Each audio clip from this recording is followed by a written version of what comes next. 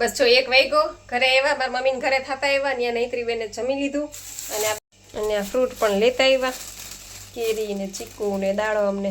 બાકી તો ટેટી ને બધું પડ્યું છે, કાલ લઈ આવ્યા હતા તરબૂચ ને. આ જો આવીને જ્યુસ બનાવ્યું, પછી નૈત્રી પપ્પાએ તો જ્યુસ પી લીધું આજે, તો વળીને તો નથી પીતા પણ આજે પી લીધું.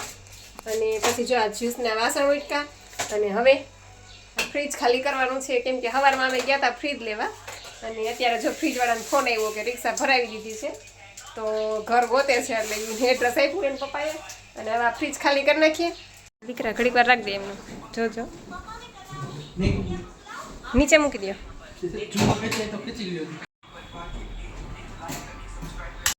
આ ફ્રીજ તો આવે પણ કામ વધે ને, આ બધું ધોયું, ખાના ધોયા ને બધું. જો હજી આ બધું ગોઠવવાનું બાકી છે, પણ અત્યારે હમણાં તો કંઈ ચાલુ કરાય નહીં, કે કલાક પછી ચાલુ કરજો એવું કીધું.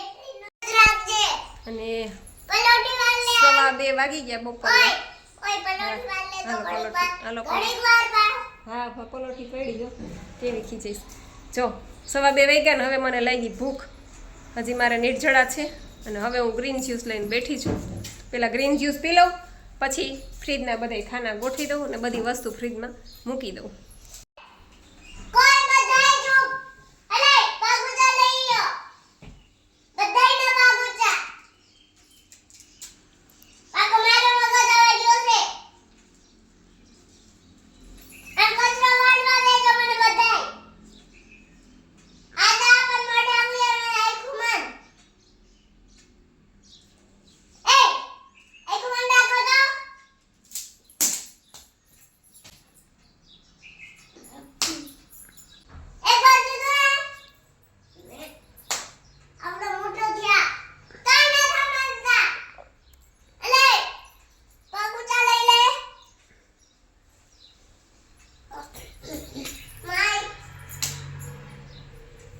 पंखो चालू करो नहीं मार कचरा वाળવો છે ને તાર કચરા ઉઠશે पंखो चालू करो હા જોબ્યો गर्मी है કાઈ ન કરું મારે પેલા કચરો વાળવા દો પછી પંખો ચાલુ કરીશું कोई वार ना करो વાતું હોય ને બોલું પૂરી થાય, ધમ ધાક ધમકી તો કચરો વાળે ને, કયું ની ધમકાવે જ છે, કયું નહીં. કચરો તો એમની જગ્યાએ છે. જોજી જઈ જઈ मुझे भी लगता है समझती ट्राई कमांड करो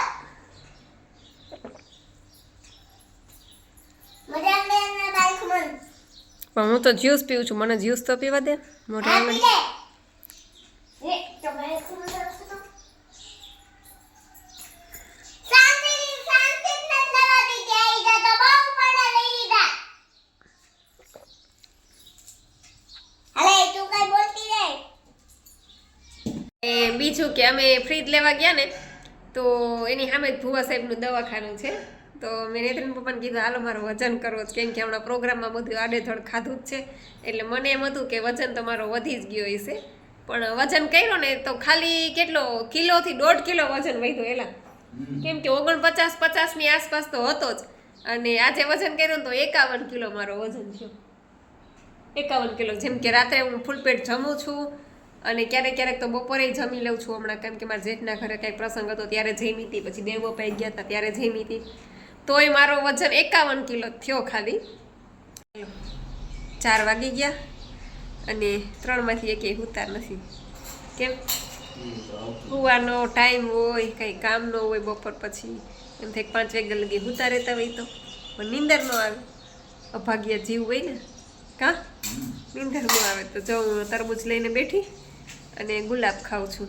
જો મસ્ત ઠંડુ ઠંડુ તરબૂચ, અને આ ગુલાબ નૈત્રીએ લેવડાવ્યું હતું ખબર. आवतू में चांद पेड़ जाएंगे प्यार भरा सपना सजाएंगे छोटा सा बंगला बनाएंगे एक नई दुनिया बसाएंगे में चांद पे ले जाएंगे प्यार भरे सपने से सजाएंगे छोटा सा बंगला मनाएंगे एक नई दुनिया बसाएंगे ओ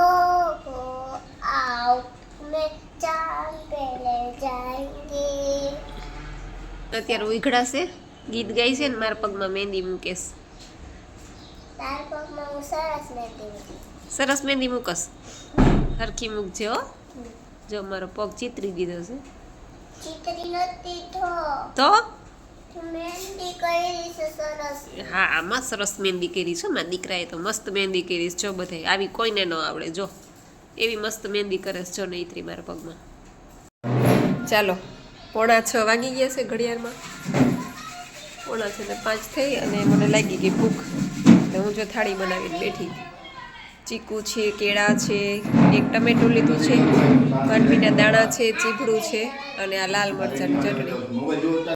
હાલો તો બને દીવાબત્તી આટલા વાસણ હતા એ બધા સાફ કર્યા અને દીવાબત્તીને એવું કરી લઉં. પછી બટેટા બાફવા મૂકી દઉં.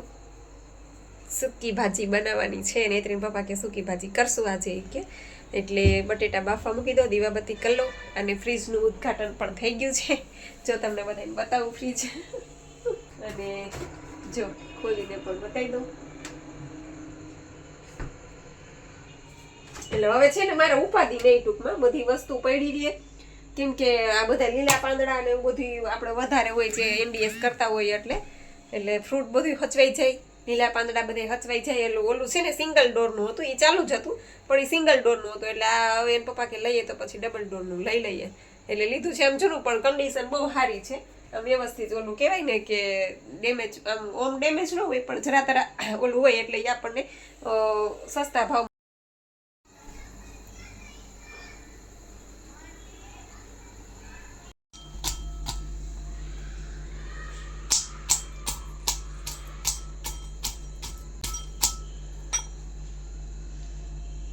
આ બે ટાબરિયા વાવ્યા અમારે. શું પીવોસ બે? સોડા વાળા થતા. કઈ ફ્લેવર છે? જામફળની. જામફળ સારું, પી લ્યો. હા હા દીકરા મને. હું ખાઉં છો છોકરાઓ? અમે ખાઈએ છે સૂકી ભાજી. બીજું? ટોસો. બીજું? વેફર. બીજું? માંડવીના બી. અરે વાહ. ચાલો બધાય જમવા.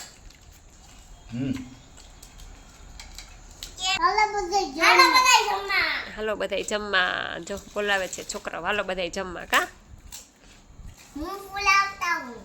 હે